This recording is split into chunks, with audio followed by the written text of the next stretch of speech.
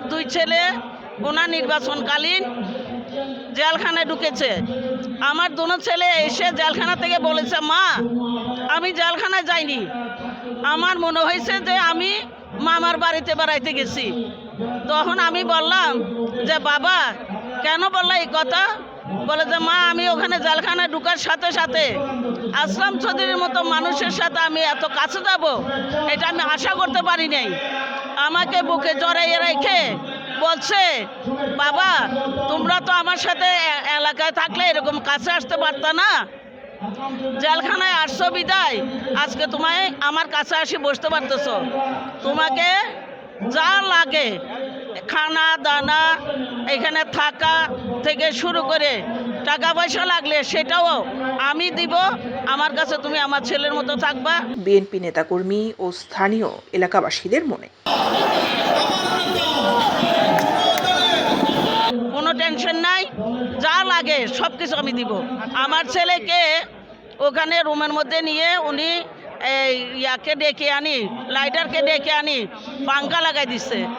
এরপর আমার ছেলের হাতে টাকা ঢুকে দিয়েছে, বল মামা আমার টাকা লাগবে না, বলতে না তুমি রাখো।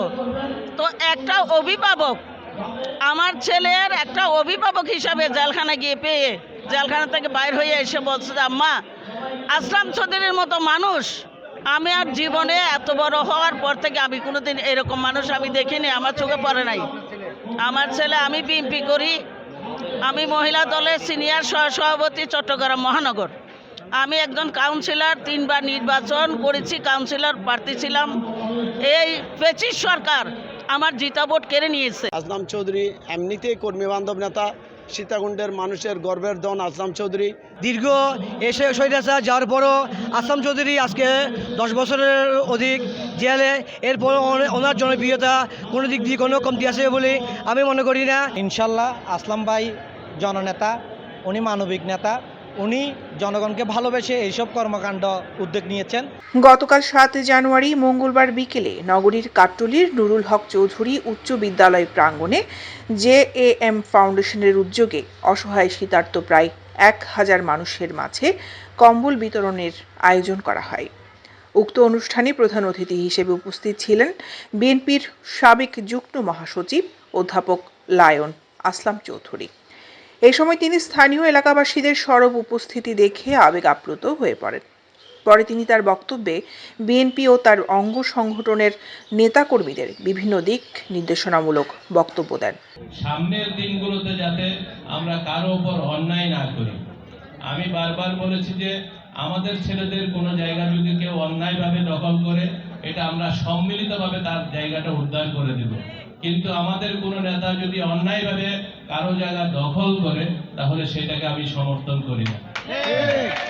এতে বিশেষ অতিথি হিসেবে উপস্থিত ছিলেন চট্টগ্রাম মহানগর বিএনপির যুগ্ম আহ্বায়ক মঞ্জুর আলম চৌধুরী, বাংলাদেশ জাতীয়তাবাদী দল কেন্দ্রীয় নির্বাহী কমিটির সাবেক বিপ্লবী যুগ্ম মহাসচিব, যিনি এলাকা থেকে আগামী দিনের পার্লামেন্ট মেম্বার হবেন, আমাদের সবার আশার গর্বের প্রতীক, চট্টগ্রাম কৃতি সন্তান লায়ন মোহাম্মদ আসলাম চৌধুরী।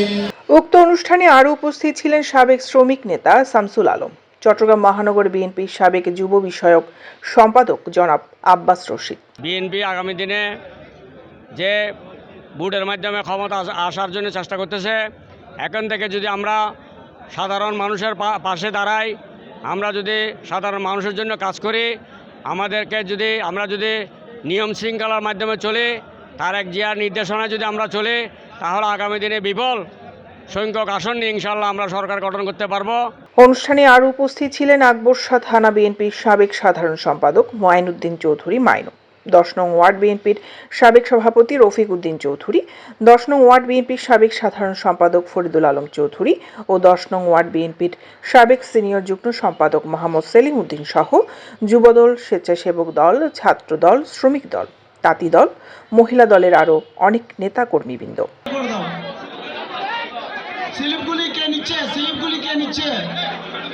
দৈনিক আজাদী নিউজ ডেস্ক।